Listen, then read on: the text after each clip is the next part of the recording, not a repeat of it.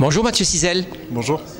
Vous êtes doctorant au laboratoire STEF de l'ENS de Cachan sous la direction d'Éric Bruyard et vos recherches portent sur les MOOC. Vous venez d'ailleurs de faire aux rencontres de l'Université virtuelle environnement et développement durable une communication sur ces MOOC. Depuis leur naissance, on voit exploser ce type de production, mais où cela est-il né véritablement ? Alors, il y a plusieurs familles de MOOC. Donc, les familles les plus anciennes sont nées en 2008 au Canada. Donc, ce sont des MOOC, en fait, c'est-à-dire des cours organisés en ligne relativement informels quand ils sont apparus en 2008, avec un professeur qui a plus un rôle de facilitateur des interactions que d'un véritable instructeur qui délivre son cours. Et à partir de 2011, en fait, on commençait à apparaître des MOOC académiques. Donc c'est né à Stanford et très rapidement les universités se sont emparées du domaine avec des familles de MOOC qui ont absolument rien à voir, où c'est vraiment une transmission des connaissances avec par exemple de la physique quantique, de la biologie. Donc on apparaît un nouveau format qui vient vraiment révolutionner l'université. Alors tous ces MOOC ne se ressemblent donc pas. Comment on les caractérise? On parle d'X-MOOC, de C-MOOC, vous avez même parlé MOOCs XX. Il y a plusieurs types de MOOC, dans le sens où les MOOC anciens, on appelle ça, les premiers MOOC, on les appelait connectivistes ou C-MOOC, dans le sens où ils connectent les participants entre eux et en fin de compte, tous les participants, voire même les enseignants, sont sur un pied d'égalité. Dans le X-MOOC, c'est un MOOC académique où il y a de transmission des connaissances. Donc c'est un MOOC très hiérarchisé en fin de compte et sur une pédagogie relativement traditionnelle. Cela dit, en fait, au sein des contraintes qui font qu'un MOOC est un MOOC, c'est-à-dire qu'il est ouvert à tous, qu'il est massif et que c'est un vrai cours, il y a des millions de pédagogies possibles. Il n'y a pas vraiment une pédagogie en soi. Alors vous-même, vous avez créé un MOOC avec Centrale Lille. Parlez-nous de ce MOOC. Alors c'était un X-MOOC, donc avec une pédagogie très traditionnelle en gestion de projet. Donc c'était une introduction à la gestion de projet avec le professeur Rémi Bachelet de Centrale Lille. On s'est rencontrés sur Wikipédia en rédigeant l'article sur les MOOC et on a décidé de monter ce MOOC ensemble. Et petit à petit on a été rejoints par une équipe de volontaires et on était 6, 7 voire 7 dont parfois à plein temps. L'idée étant que pendant 4 semaines, on fait un cours avec des vidéos, donc un format très traditionnel avec 5 à 10 minutes de vidéo, des quiz et un examen final. Sachant que ça, c'est pour un certificat basique, donc qui correspond à environ 2 heures de travail par semaine pendant 4 semaines. Donc c'est vraiment une expérience peu intéressante du point de vue de la pédagogie. Donc ce qu'on a voulu faire, c'est qu'on a rajouté plusieurs couches par-dessus. Avec par exemple un certificat avancé, où il s'agissait de rendre des devoirs chaque semaine. Chaque semaine, il y a un devoir, ça peut être une carte conceptuelle, ça peut être un compte-rendu de réunion, un calcul d'actualisation avec des diapositives à rendre, un calendrier de projet. Et chaque semaine, ça prend à peu près 8 heures de travail par semaine. Les élèves rendent ce devoir. Puis, comme on ne peut pas corriger, il y a 3600 participants, dont 2000 actifs, on ne peut pas corriger autant de copies. Donc en fait, c'est l'évaluation par les pairs. Chacun évalue 4 copies de ses pairs. Une fois le devoir rendu, il y a 3 jours pour rendre l'évaluation. Et donc, on évalue chacun 4 à 5 copies. C'est pas juste parce qu'on n'a pas la capacité de corriger toutes les copies, bien sûr, c'est aussi pour ça, mais c'est aussi d'un point de vue pédagogique extrêmement intéressant d'évaluer les devoirs des autres pour pouvoir soi-même se progresser. Bon alors, on va imaginer, les MOOC aux États-Unis, c'est 150 000, un peu plus, quelquefois 180 000 étudiants. Là aussi, on évalue entre pairs? Alors, il y a les deux formats. Aux États-Unis, il y a un format, en général, il faut dire qu'aux États-Unis, sur 180 000, il y a entre 5 et 10% qui vont au bout et qui ont le certificat. Donc en fin de compte, la plupart ne font que regarder les vidéos et ne font pas l'évaluation par les pairs. Donc l'évaluation par les pairs, ça concerne en général 5 à 10 000 personnes dans ces MOOC au grand maximum. Il y a deux types. Il y a ceux qui fonctionnent uniquement sur l'évaluation automatisée. Ça, c'est pas... Ils n'ont pas un succès monstre en termes de certification parce que les gens s'ennuient. Il y a uniquement l'évaluation par les pairs. Donc là, par exemple, des essais d'histoire, des dissertations de philosophie. et il y a ceux qui mêlent les deux. En général, tout ce qui va être sciences humaines, sciences sociales, ils préfèrent uniquement l'évaluation par les pairs et la reproduction. Parfois, on trouve un peu aussi l'évaluation automatisée, mais les sciences sociales ne vont pas aimer l'évaluation automatisée, alors que les examens de statistiques se prêtent très bien aux statistiques, mathématiques, physiques, se prêtent très bien à l'évaluation automatisée. Alors revenons aux États-Unis. Quand on constate l'histoire récente, ce sont essentiellement les universités les plus prestigieuses, les très grandes écoles américaines qui se sont lancées sur les MOOCs. Or, aux États-Unis, la caractéristique de ces enseignements-là, c'est qu'ils sont payants et ils sont particulièrement chers. Le droit d'entrée, les frais de scolarité sont extrêmement élevés.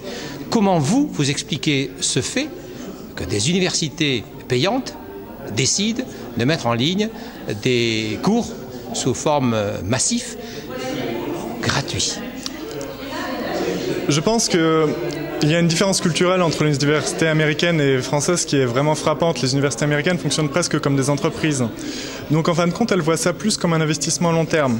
En termes de visibilité, de communication, de recrutement des étudiants, les MOOC sont une opportunité qui n'a jamais été à ce point, enfin qui est sous-exploitée et qui sont en train d'exploiter.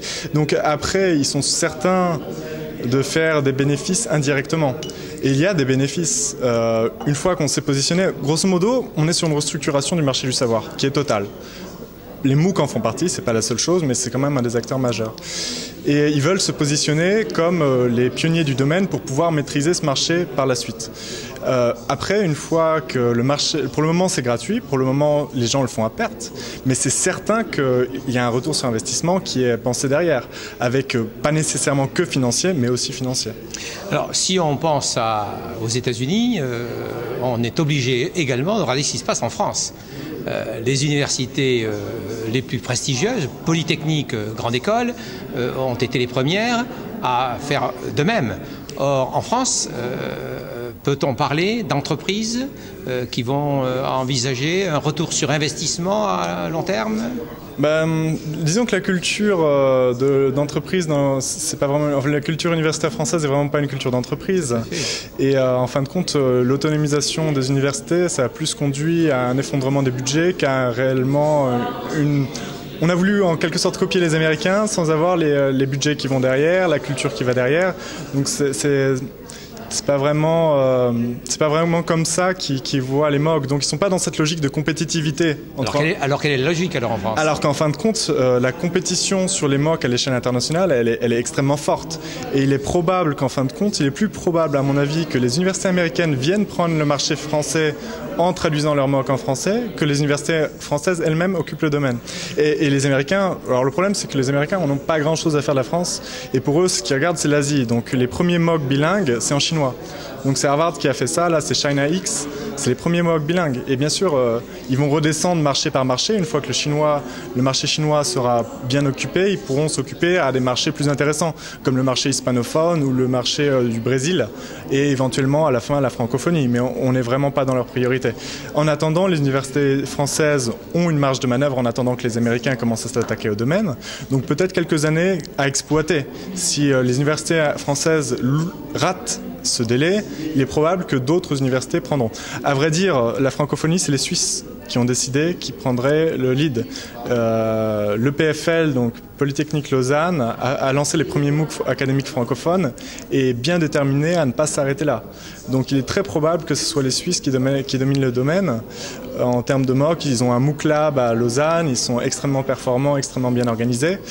En France, on a plus de mal à acquérir une visibilité, on a plus de mal à mutualiser nos efforts. Donc il y a beaucoup d'initiatives isolées. Et en fin de compte, on veut un peu se détacher des plateformes américaines, refuser la compétition sur Coursera par exemple. Et du coup, on manque de visibilité, du coup on manque de taille critique. Et je pense qu'on va vraiment perdre la bataille face aux Suisses. Alors j'ose pas imaginer les Belges qui peuvent... Alors, donc pour vous, la bataille est perdue? Non. Ou alors ne pensez-vous pas que justement, faire en sorte que le numérique pénètre davantage l'université dans le présentiel, voire dans l'enseignement en e-learning, est-ce que c'est une alternative? Alors, la bataille de la formation hybride, en fait, de la pédagogie inversée. Bien sûr. À mon avis, c'est faisable que, en fin de compte, le mouvement Mohawk soit converti. Donc, pour l'université, le rôle, c'est pas juste d'occuper le terrain en ligne, c'est aussi d'adapter la pédagogie aux nouvelles pratiques, c'est-à-dire la pédagogie inversée, utiliser le numérique comme cours magistral et réserver le temps de professeur à l'interaction et l'encadrement des étudiants. En pratique, en théorie, tout est faisable. En théorie, la France a beaucoup plus de moyens que la Suisse ou la Belgique, donc, ou que le Québec. Mais dans les faits, il va falloir une certaine réactivité face à des pays qui sont extrêmement, qui maîtrisent très bien le domaine, qui maîtrisent très bien les techniques, qui sont extrêmement réactifs sur le sujet. Donc est-ce qu'on va réussir à faire la transition pédagogique? C'est possible, tout est possible, mais je suis assez sceptique pour le moment vu les tendances actuelles. Bon, dans vos projets, il y a la création d'un MOOC avec l'UVED sur l'économie verte, me semble-t-il. Vous pouvez nous en parler en quelques mots? Alors, on en est encore au stade de la réflexion, parce que les MOOC, ça prend beaucoup de temps, beaucoup d'énergie, il faut des financements. L'image qu'on peut donner, c'est qu'en fin de compte, les Américains ont une vision très hollywoodienne des MOOC.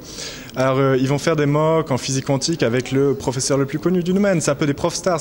C'est Hollywood. C'est Bruce Willis qui donne le cours de physique quantique. C'est ça l'idée. Et avec les projecteurs, les effets spéciaux. Mais à la fin, la pédagogie, voilà. Bon, il s'améliore. Je crache pas sur la pédagogie des MOOC de Coursera, mais souvent c'est des quiz. Donc, c'est pas extrêmement excitant. Ce qu'on aimerait faire avec un MOOC de développement durable sur l'économie verte, c'est introduire beaucoup plus de scénarisation. C'est une sorte de MOOC d'art et d'essai.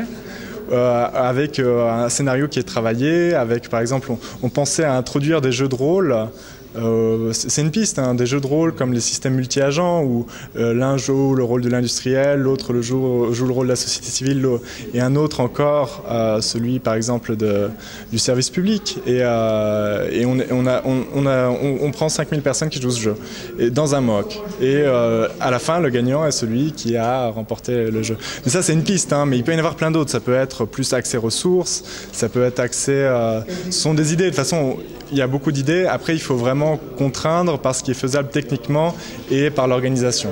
Donc là, pour le moment, on est vraiment à la réflexion en termes de brainstorming. Merci beaucoup. De rien.